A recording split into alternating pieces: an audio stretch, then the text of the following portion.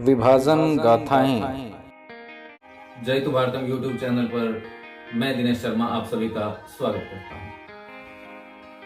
पिछले भाग में आप सबने बीते लम्हों का दर्द में सुना कि पाक पंजाब में पाक प्रधानमंत्री लियाकत अली और नेहरू दौरा करते हैं और उनको बहुत सी ऐसी स्थितियों से रूबरू होना पड़ता है जिसको देख करके उनकी रूह कांप जाती है। चाहे वो एक महिला से उनका मिलना हो जो विभाजन के लिए उनको कोस रही थी, या फिर उस बुजुर्ग से उनका मिलना हो जो अपनी बेटी के अपहरण के बाद उनसे गुहार लगा रहा था कि कैसे भी करके वो उसको बचाएं और छुड़ा करके लेके आए।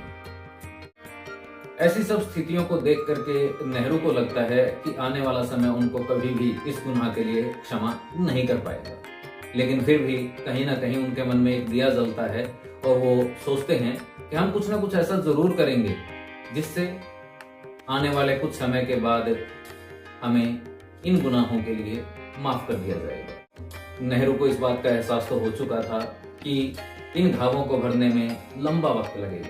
3/4 सदी इस कदर हावी हुई कि साझी विरासतें, साझी संस्कृति, साझी बोलियां, साझी भाषाएं और साझा पहरावा, साझा अतीत और एक जैसी संवेदनशीलता के बावजूद कुल मिलाकर के छोटे बड़े 4 युद्ध लड़े गए। अभी भी आमादा थे कि जरूरत पड़ी तो कुछ और भी कर गुजरेंगे। विरासत और साझेदारी व नफरत और कड़वाहटों के बीच हारिसों की भी साझेदारी रही है। 14 और 15 अगस्त के 48 घंटे में भी बहुत कुछ घटा।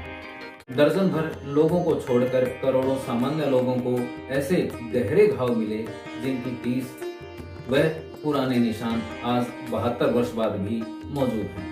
कहीं ये घाव जिस्मों पर मौजूद हैं तो कहीं जहन में।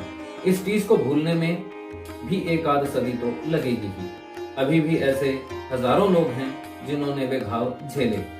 धीरे धीरे उनमें से अनेक घाव झेलकर इस सृष्टि को अलविदा कह गए और जो बचे हैं वे भी धीरे धीरे यादें माजी यानी अतीत की स्मृतियां खो रहे हैं। ऐसे हजारों लोग सीमा के दोनों तरफ मौजूद हैं।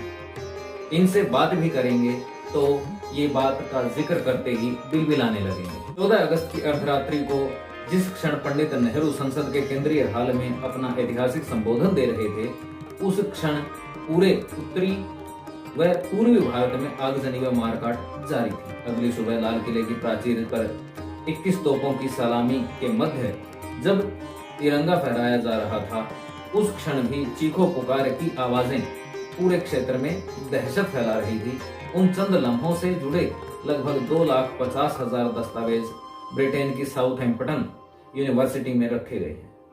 ये दस्तावेज इस उपमहाद्वीप के अंतिम वायसराय व स्वतंत्र भारत के पहले गवर्नर जनरल लॉर्ड माउंटबेटन की निजी संपत्ति थे। उनमें उन दिनों की गवाही देने वाले लगभग 50,000 फोटो भी शामिल हैं। वे दस्तावेज 4500 बक्सों में बंद थे। इनमें एडविना माउंटबेटन के निजी दस्तावेज भी शामिल हैं, जिनमें इस विलक्षण महिला द्वारा भारत में आरंभ की गई 48 चैरिटी योजनाओं का पूरा ब्यौरा दर्ज है। मगर इनमें वे पत्र शामिल नहीं हैं जो इस देश के प्रथम प्रधानमंत्री जवाहरलाल नेहरू ने अपनी मित्र एडविना को लिखे थे। वे सारे पत्र एडविना की बेटी पामेला ने स्वयं अपने ब्रांडलैंड्स हैम्पशायर स्थित निवास में रख लिए थे। इन दस्तावेजों में वे संवाद भी शामिल थे जो महात्मा गांधी किन्हीं इस्तेमालशुदा लिफाफों को पीठ पर पेंसिल से तब लिखा करते थे जब वह मौन व्रत पर होते थे। मगर उस काल के भुक्तभोगी चश्मदीद गवाह धीरे धीरे दम तोड़ते जा रहे हैं। उनकी गवाहियां ज्यादा प्रमाणिक थी। उन दम तोड़ते बयानों को कलमबद्ध एवं रिकॉर्डबंद करना बेहद जरूरी था, मगर हर महत्वपूर्ण बात की मानिद इसमें भी हम चूक गए। समकालीन इतिहास का शायद यह सबसे बड़ा कथारसिस और आत्म मिलाप होता।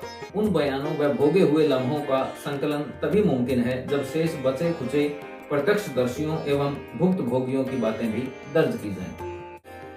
तो ये तो सुना आपने विभाजन कथाएं से डॉक्टर चंद्र त्रिखा की कलम के द्वारा लिखा गया बीते लम्हों का दर्द, और इसी क्रम में हम अगले भाग में बात करेंगे सेना के विभाजन के बारे में। तब तक के लिए अनुमति दीजिए। नमस्कार।